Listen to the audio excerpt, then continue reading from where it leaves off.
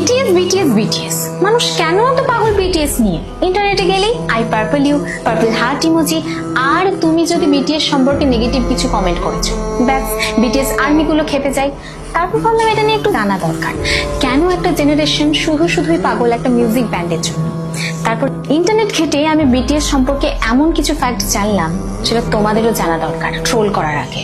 আমরা যদি ভারতের দিকেই তাকাই, তোমরা বিটিএস আর্মিদের ডেডিকেশন দেখলে অবাক হয়ে যাবে। আসামের বন্যা হোক বা কোনো ন্যাশনাল ক্রাইসিস, এই ফ্যানরাই বিটিএস এর নামে লাখ লাখ টাকার ফান্ড রেজ করে ফেলেছিল। কেউ আবার বিটিএস মেম্বারদের নামে নক্ষত্র কিনছে, কেউ আবার বিটিএস মেম্বারের জন্মদিনে মুম্বাইয়ে কোটি কোটি টাকা খরচা করে বিলবোর্ড দিচ্ছে।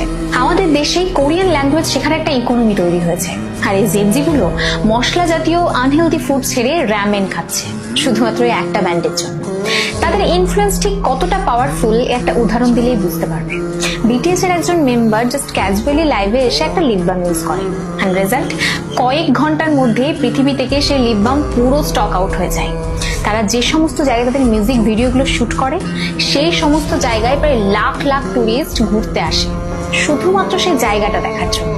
একেই বলে গ্লোবাল সফট পাওয়ার। অনেকে হয়তো এটাকে পাগলামি বলবে, কিন্তু কখনো ভেবে দেখেছো যেখানে পপ মিউজিক মানেই ছিল গ্ল্যামার, সেখানে বিটিএস কথা বলে সেলফ লাভ এবং মেন্টাল হেলথ নিয়ে। একটা দেউলিয়া প্রায় কোম্পানি থেকে উঠে এসে হোয়াইট হাউসে স্পিচ দেওয়া, এই স্ট্রাগলটাই জেনজিকে মোটিভেট করে।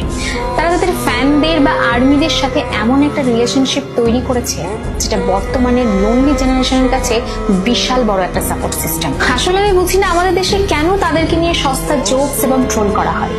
কারণ কঠোর পরিশ্রম এবং ট্যালেন্টকে সম্মান করতে জানলে হয়তো আমরাও অনেক দূরে গিয়ে যেতাম।